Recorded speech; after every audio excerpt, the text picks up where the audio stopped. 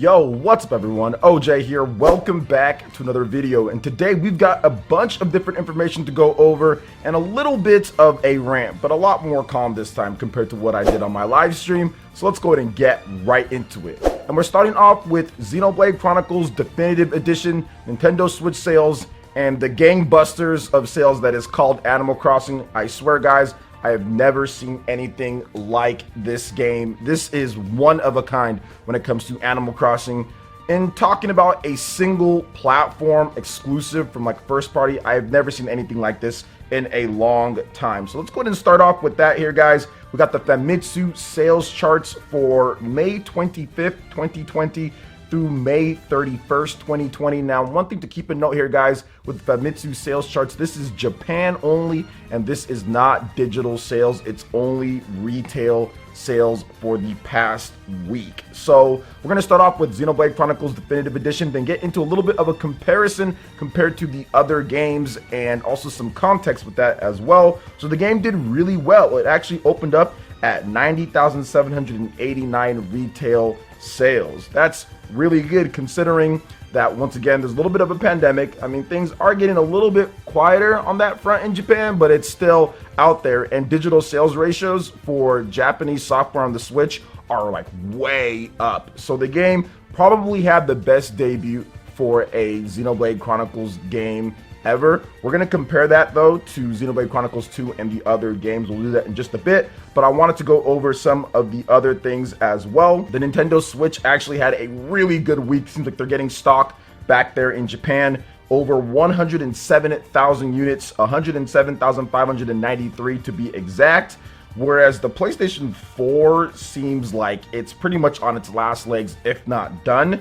Not that that's an indictment on the PlayStation 4 hardware or anything, because the system still sells in other places of the world, but Japan just seems really rough because they only sold 5,867 units for the past week. That's one of the lowest totals ever that they've accounted for since the PlayStation 4 launched, and it did even have a new release. There was a new Legend of Heroes game that came out with 12,000 copies sold. So it just seems like everybody who has a PS4 in that country pretty much already has it, and things are just slowing down, or maybe they're waiting for the PS5 for some reason, or whatever the case is there. But another thing is Animal Crossing. Animal Crossing New Horizons is continuing to just do amazing things in Japan. The game sold over 102,000 units, 102,749, and the game has over 4.6 million units sold in Japan by itself. It's going to be over 5 million retail sales only just in Japan, probably in the next month or so, which is just incredible.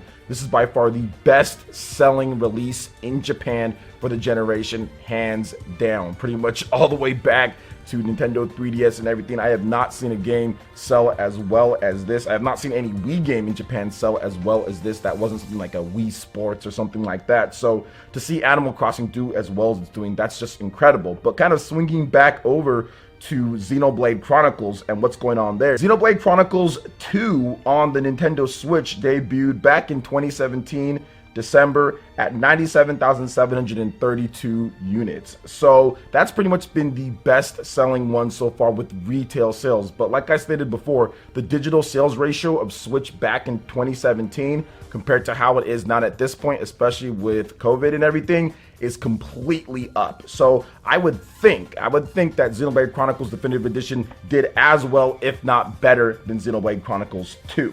Now, next up is Xenoblade Chronicles on the Wii, which originally launched back in 2010 in Japan, and that did 82,952 units, whereas Xenoblade Chronicles 3D on the new Nintendo 3DS did 56,932 units, and then Xenoblade Chronicles X on the Wii U, that was actually the second best one before Xenoblade Chronicles Definitive Edition came into it. That sold 85,586 units on the Wii, and these are all debut sales, guys, so first week, not total overall, but just debut sales. So not bad at all, not bad at all when it comes to Xenoblade Chronicles. I'm looking forward to seeing how the franchise kind of continues on here. Obviously the future connected kind of gives us a little bit of an idea what we could be expecting from Xenoblade and Monolith Soft, but to see that the game did 90,000 units plus in its debut week, that is definitely good. Some people felt that maybe you can do a bit lower because the game was already out on Wii. It got re-released on the Wii U with the digital download with that. So some people were thinking that it might not do as well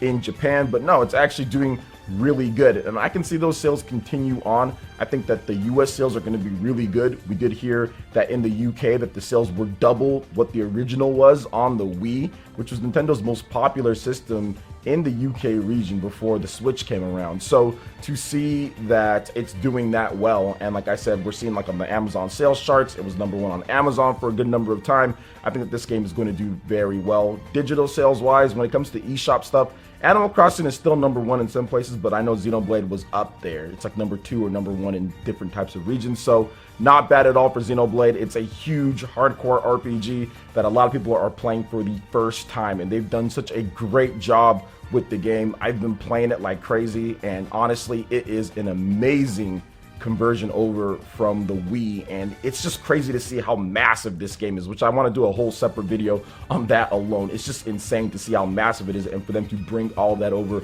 on the Nintendo Switch is pretty cool. So what are you guys' thoughts when it comes to the sales here with the system sales of the Switch, also with Animal Crossing and Xenoblade Chronicles Definitive Edition? Let me know your thoughts in the comment section below. All right, I'm moving on to the next topic here, guys. We're going to be talking about the Outer Worlds on the Nintendo Switch. So I have not played the game myself so far. I didn't get a review copy for it, but I have been looking at what other people have been saying about the game. Digital Foundry did a analysis on the game and compared it to the Xbox One X version. So obviously it's going to be at quite a disadvantage there, but they did do a comparison, and unfortunately this version of the game on the Switch isn't quite up to what we would expect from a company like Virtuos, who just delivered amazing versions of BioShock and also XCOM and Borderlands and what they've done before with Dark Souls and the previous games that they've worked on. This one doesn't seem quite up to what we would expect from them.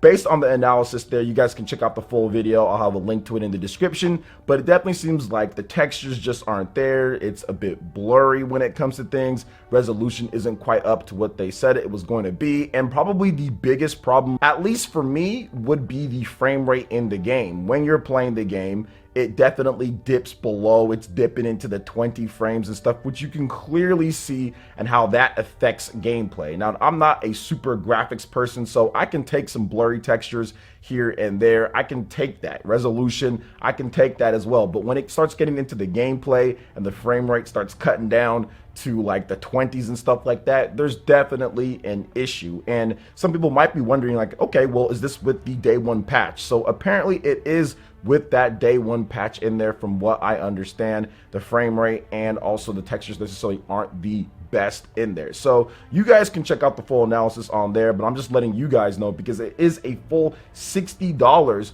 on the Nintendo Switch, and a lot of you guys, know that Virtuos has a great track record, so you guys will just buy stuff from them, without even necessarily looking into it too much. But I just want to let you guys know that there are those problems with the game. Now, could there be a later patch to help out with things or to just make it better? I mean, maybe that could be the case, but as of right now, I really do think that COVID might have jacked up their schedule and messed up the amount of time that they had to work on this. Because if you remember, they were actually going to release it earlier and it was only going to be digital, but then the whole COVID thing dropped and they'd pretty much been out of their offices by the time that they even announced this. So they were already out of their offices and having issues in terms of things right then and there, getting the game ready to go. And then they had to delay it and they put it on cartridge.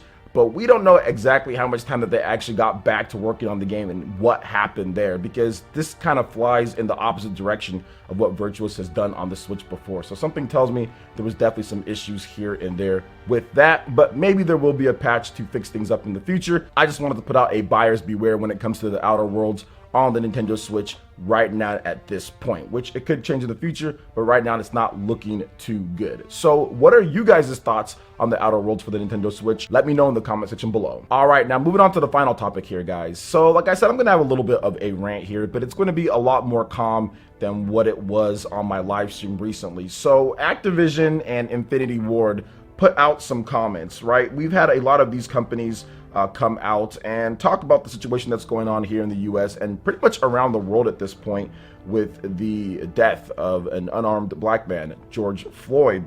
And a lot of companies have came out and said like, hey, we stand with the black communities, like we're with you guys and all that. But I wanted to point out one company, and that is Activision Blizzard, and really Infinity Ward and what they had to say. So Activision Blizzard came out a few days ago and said, today and always, we support all those who stand against racism, inequality. There is no place for that in our society or any society. Black Lives Matter. Okay, fine. Whatever, which I did quote tweet that and put it on Twitter. But I think that the comment that kind of made me upset or triggered me with Infinity Ward and everything is this comment right here that they put out. They said, there is no place for racist content in our game. This is an effort we began with the launch and we need to do a better job. We're issuing thousands of daily bans of racist and hate-oriented names, but we know we have to do more, and we are. Here's all the things that they're adding. Adding additional resources to monitor and ID racist content. Adding additional in-game reporting systems to increase the number of bans by hour. Adding filters and greater restrictions on name changes. Evaluating in-game improvements to make it easier to report offenses. Increasing permanent bans to root out repeat offenders. We apologize to our players. This is our commitment to you, our fans. Thank you. So here's the problem that I have with this. The problem that I have with this is that this has been an issue for like decades, right? With Call of Duty. And it only took riots, or it only took protests in all 50 states worldwide, someone being killed. It only took them not at this point to do this. Oh, we need to be better. Oh, we need to do this, because their game is looked at as one of the games that harbor and foster so many racist people, right? Or so many racist, I wouldn't say people, but so many racist names and so many racist things. Whether they're joking around or not, that's not the point. The point is that it's all there and people can interpret it or see it how they see it, right? That's the biggest problem. And where was all these resources and where was all this stuff being dedicated to it when people have been complaining literally since Modern Warfare 2? I mean, heck, I played back in the Modern Warfare 2 lobbies and they were absolutely horrible. They were absolutely horrible. So this has been an ongoing issue for more than a decade now, but it only took this thing for you guys to say, okay, now we're gonna put more resources into it. Yet you guys are making literally billions of dollars off of it. Call of Duty is an every year franchise, and it took all of this just for you guys to actually put more resources into it. This is why I don't trust Activision. This is why I don't trust Infinity Ward, and this is why I don't support them at all, because it took this type of tragedy, this type of thing, for them to finally say, okay, enough is enough. Otherwise, they were completely like, let's just put the bare minimum so we can kind of just continue having these people play our game and spend money. Because like it or not, these people who are doing all this stuff in this game, they make you guys, Infinity Ward, Activision Blizzard, they make you guys millions upon millions of dollars. So you're just kind of like, let me just kind of put the foot halfway in when it comes down to it. These type of improvements and all that should have been in there a long time ago. This should have been something that should have been in there forever.